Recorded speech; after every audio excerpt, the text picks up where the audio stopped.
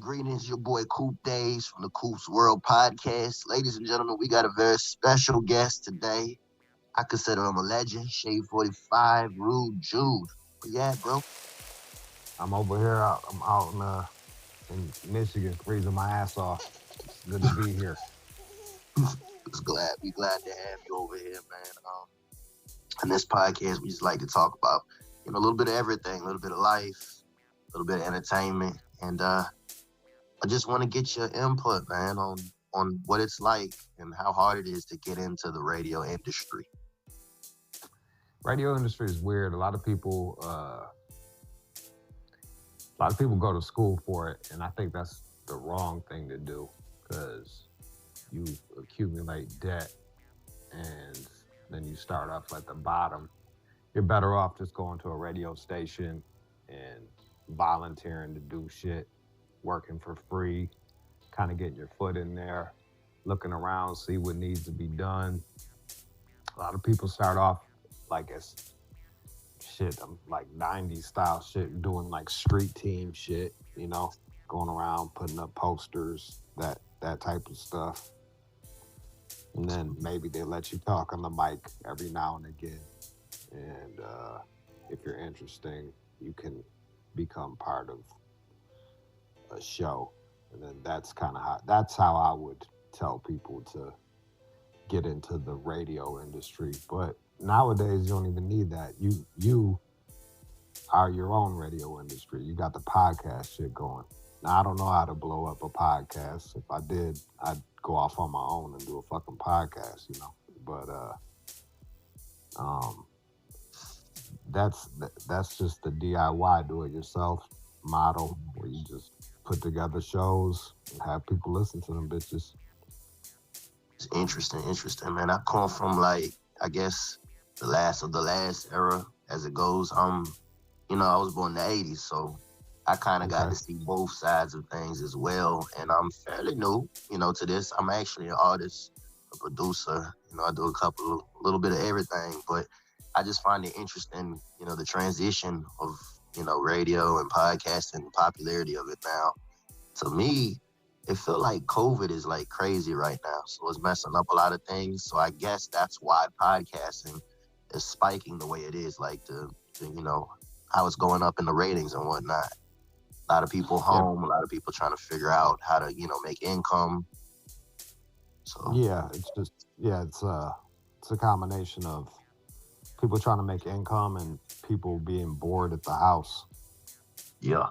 Now, everyone's always like, if we just give everybody enough money to live, they'll follow their dream. It's like, no, they'll just sit around and watch fucking Netflix or listen to podcasts. We've showed that. We just fucking... It's fake, bro. Going back to the 90s. Yeah. Oh, my bad. Go ahead. I didn't mean to cut you off. I was just saying, I'm no better. You know what I mean? It's not like I'm sitting there like, yeah, I wrote a book, but I also watched a ton of fucking television these last couple years, man. When I probably could have been learning a new language or some shit. Just like... That's facts, man. So with your experience, I happen to know a little bit of your background with the radio. I'm a fan of what you do. Jenny Jones, my mom was a fan of that back in the day. Tell me about that experience, man. For the youngsters out there, Jenny Jones was a daytime talk show that was syndicated, so it ran different times all over the country, and in some markets it run multiple times a day. Other markets it run once a day, and they had different shows. It was like Too Fat to Wear That, fucking I used to Now I'm Pretty, makeover shows, stuff like that. And I went on there as a guest, as a bully. I was a bully. Hilarious, by the way. The crazy shit was it was made up. My homegirl, I had two homegirls that sent in before and after pictures, and only one got picked. And she didn't want to go by herself. And I was like, just say I made fun of you. I just got off probation. I hadn't left the state in like 5 years, and I was just like, I'll go with you. Like, want to go to Chicago. So I went there, and like I'm the bad guy. I was super nervous, like because me and her don't even have beef, but I was like super nervous. And Right. they're out there. The producers are in my ear hyping me up. She said this, she said that. It's like, no, damn well she didn't say none of that shit because we're over here conspiring together. Yeah, the producers of those shows are slimy as hell. Yeah, she said this, that, and the third, and you're going out there first. You better tear it down. I went out there. The girl was a sister. I'm fucking white, so like they, it was just extra venom coming from the audience. They really was gunning for me, and it was like me versus the audience until the audience kind of got on my side. They were like, "Damn, this motherfucker's a nut." And True story. once the audience, once the audience stopped fucking with me, the producers started sending the other guests out to clown on me. So it was just me versus the whole show, and I didn't think shit about it because they tape ahead of time and then they'll air it like a month or two later. And then once it aired, it just blew up, and I got to come back, and I saw that as like this little opportunity, and I wasn't gonna let it go, and I just fucking clawed my way in and been grinding at it. Had my ups and downs ever since, you know.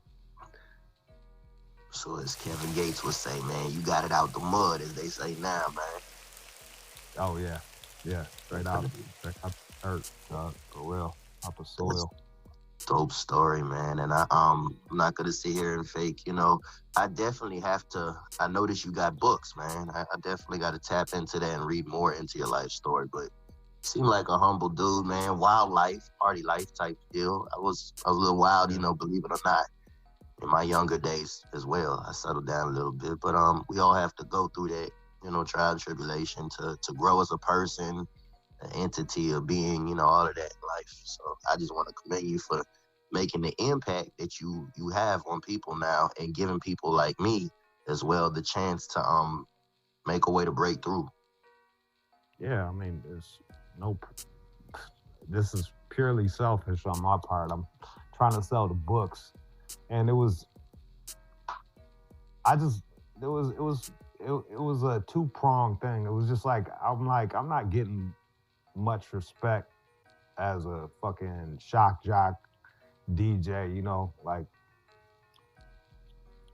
you, you we're like throwing fucking zucchinis up porn stars' vaginas and shit.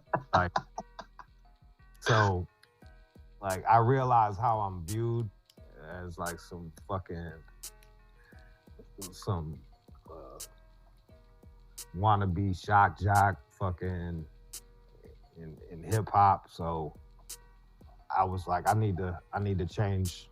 I need to I need to change that sentence. I gotta change that shit. If you don't like what they're saying about you, change it. So I fucking I wrote the book, and then Hmm. what I realized was once I dropped the book, like nobody was writing books for my audience, and my audience wasn't reading books. You know what I mean? It was like a double. Like they were like, it was like why write books for these motherfuckers that they're not reading, and they're not reading because no one's writing books for them. Right. But I noticed that once I wrote my book, they responded. Excuse me. People responded. So it really like made an impact on me. And after every book, I'm like, that's my last book, man. I'm not writing another one. That's my last book. I'm not writing another one. So I wrote Hyena first, and that really popped. It got signed by HBO, and then a bunch of Nice. politics and shit. Oh yeah, it was cool. It was a good co-sign, and I was able to help me put down on my mom's house. Um, That's a blessing. all that's a blessing. Uh, I just got caught up in bad timing, like just bad timing and weird politics. Um, kind of hindered me along the way, but you can't control you can't control what's going on around you outside. Like you just gotta maneuver the best you can with what's going on. So that's what I did. I just kept doing the all out show, doing me, and then I came out here and I was like, fuck it, I'll write another book. While everybody was shut down for COVID, it was just like I was going nuts. I was raging and shit, and I was like, man, just write. You got all this fucking energy. I was like pent up energy, so just knock that shit out. And that's what Finn is. It's like my teenage years and also fucking the COVID lockdowns and all of that shit. Word. That's what's up, man. And sex and drugs. I was gonna suggest, bro, like for real, your life is so interesting, man. Like books, great. That's a good introduction. I think you should put like a short film together on your life, bro. Like, I mean, like to actually visually see how you live, that would be bananas, bro. It's not that crazy. It's just there's just little crazy parts. Like I went to bed at midnight last night. You know what I mean? But then other days I'll fucking fuck around and like I don't know. Last week I got a rub and tug and some red beans and rice afterwards. And fucking. So let's see what we covered. We got the early humble beginnings. There was once a Wendy Williams. I think she shouted me out once, which was cool. It's always cool to you never know who's listening to you. Mm-hmm. So I guess Wendy was listening to me and she shouted me out. So when I do the show, I pretend like no one's listening. Right. So I can just talk shit, like just be free. I'm not cool with anybody I'm not cool with many rappers or anything like that. I do that on purpose, just so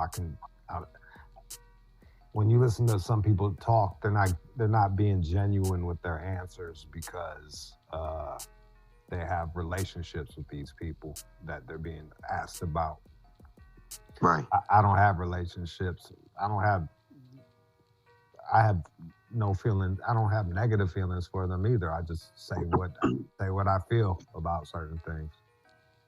That's kind of like what we pride ourselves on. Well, Yeah. I pride myself on this podcast. A lot of people ask me, man, like you do music, you rap, what did you do? Did you just wake up one day? I'm like, that's exactly what I did. I felt like I had a lot to say and a lot of relatable topics. You know what I'm saying? And I just wanted to just press record, no paper, and go with it.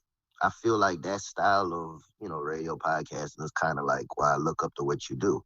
Because it's unscripted, it's real, and, you hate it or love it. Keep it moving. Yeah.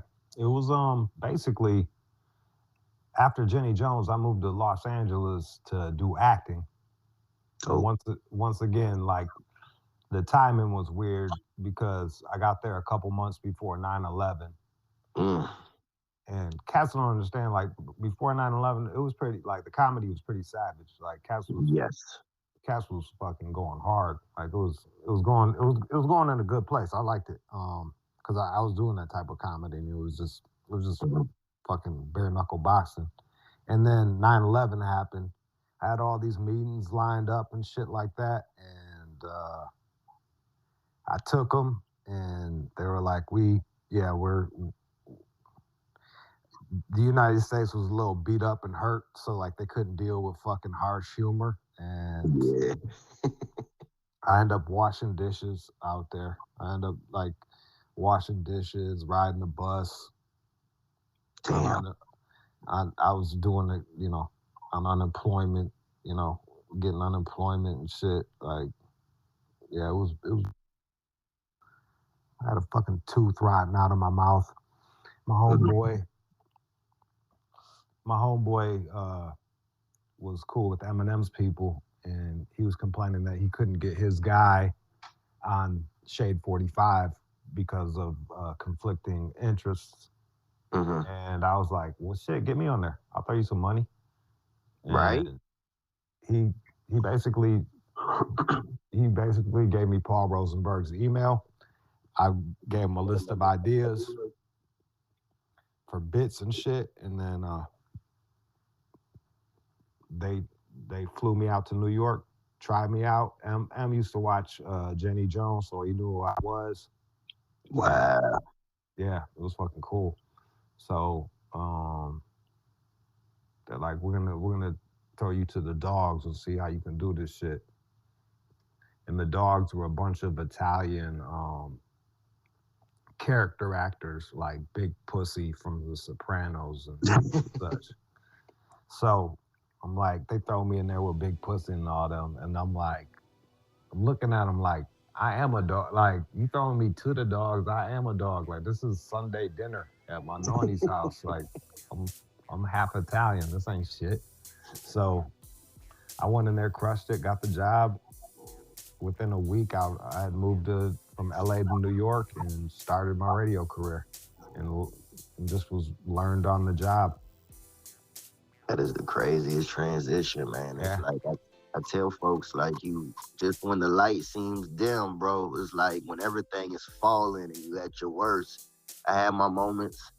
Um, it's just something great that's brewing. So I try to tell people to remain positive and don't lose hope in what it is you're doing, and that's why I commend the story that you have. Like the I the, could hear, the you got two key words in there. It's like remain positive and then doing. yeah, You can't be sitting and waiting for some shit to happen. You got to be out. You got to be doing the shit. You got to be grinding constantly, like always fucking grinding. Like nobody's gonna see it. Like it's hard to explain to family members. Number one, because they look at you as an investment. They made you. You're not physically doing a regular 9 to 5 that they know. So it's kind of an unorthodox kind of chase. You yeah, know what I mean? As far as radio and podcasting go and musicians. And nobody outside of that hustle really sees what it takes the nights you don't sleep, the conference calls, trying to connect the dots. yeah. No, It's it's true. wild. Yeah, Yeah. there's a whole show behind the show, so it's just like, and all people see is what they're listening to right now, or all they hear is what they're listening to right now. They don't understand like you trying to walk me through how to download a fucking app and shit like that, just to be able to talk to you. And I still can't download that fucking app. So there it is. It's difficult. It's difficult. Like I said, I ain't gonna toot my own horn. I'm brand new with this, but the feedback has been great within the less than a month that I've had it up. That's So I awesome. feel like, cool. I'm gonna roll with this. Yeah, I do music, but maybe, this is one way in. You never know. Like I got merch, I got music, you know. By the way, I'd be more than happy to send you something if you like something, sir. Shirt Yeah, or sure. something. Yeah, I'll take a shirt, something small. I'm Yes, sir. I'm actually trying to like get rid of shit. I got fucking. I can't. I was going to get dressed to talk to you, and like I couldn't shut my drawer, and I was like, man, how much shit do you need, bro? Like all you do is get buy shit. I'm looking at a bunch of shoes right now. Jesus. I know. Well, let us know at the Coops world, man. We ain't too proud. TLC. I don't think you'll Yes, like my sir. shit. I'm just like an old man. You're gonna go Oh out there man. in one of them Cosby sweaters. They're gonna be like, "What is that?" Yeah, Nardo Wicks. What the F is that, bro? That's funny. So I guess what I should say now is there anything new in the works, like innovation, like you're leaning towards, or is it more like in the shadows, like you see what you see? Um. Well, next step for me is rehab. I got to go to fucking rehab, and then once I get out of that shit, uh, who the fuck knows? Like that's my like I gotta knock that shit out. Hey man, hey Yeah. man, we all have our trials, Like What's I used to drink a little bit, you know what I yeah mean? But yeah over the time I slowed down. I'm bougie now, boy. I put that pinky out and sip that wine. I'm not. Yeah, yeah. I had a problem. I had problems with insomnia and That too.